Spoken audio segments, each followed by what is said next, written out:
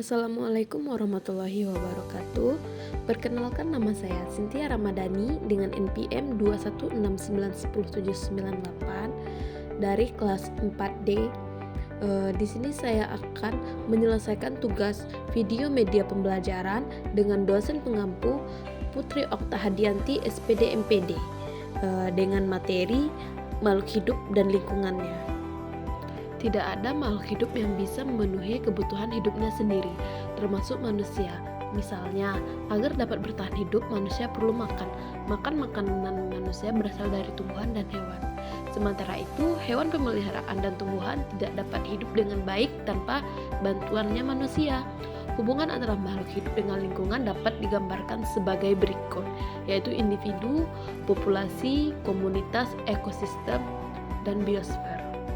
Yang pertama itu ada individu, adalah setiap anggota populasi, contoh seorang manusia, seekor tikus, seekor harimau, seekor burung, dan lain-lain. Selanjutnya, populasi adalah kumpulan hidup sejenis yang tinggal di suatu tempat.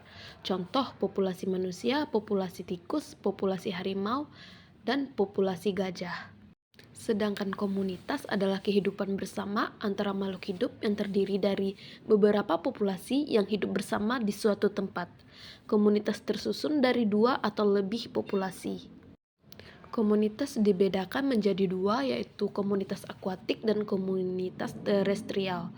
Yang pertama, komunitas akuatik yaitu kelompok makhluk hidup yang hidup di perairan seperti parit, kolam, sungai, danau, dan laut. Komunitas terestrial atau komunitas darat yaitu kelompok makhluk yang hidup di daratan seperti di hutan, gunung, padang rumput, padang pasir, dan padang es. Ekosistem adalah hubungan makhluk hidup dengan lingkungannya. Ekosistem ditempati oleh banyak jenis makhluk hidup yang disebut komponen biotik.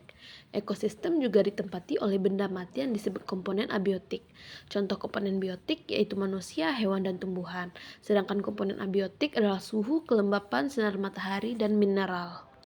Ekosistem dibedakan menjadi, yang pertama ada ekosistem alam, yaitu ekosistem yang terbentuk dengan sendirinya secara alami, contoh danau, sungai, padang rumput, padang pasir, dan hutan. Ekosistem buatan yaitu ekosistem yang sengaja dibuat, contohnya sawah, ladang, kolam, dan akuarium. Biosfer adalah tempat tinggal makhluk hidup yang terluas, contohnya bumi tempat kita tinggal sekarang ini. Hubungan antar makhluk hidup disebut simbiosis. Simbiosis dapat dibedakan menjadi 7, yaitu simbiosis mutualisme, parasitisme, komensalisme, netralisme, predasi, kompetisi, dan antagonisme. Selanjutnya ada kalimat motivasi. Yang pertama yaitu bersyukurlah ketika merasa lelah. Tidak semua orang bisa sekuat kamu. Yang kedua, jangan pernah lelah dengan mimpi. Jika tidak terpenuhi, ketakutan akan kegagalan seharusnya tidak menghalangimu dari jalan kepercayaan diri. Itulah materi yang dapat saya sampaikan. Semoga bermanfaat bagi kita semua.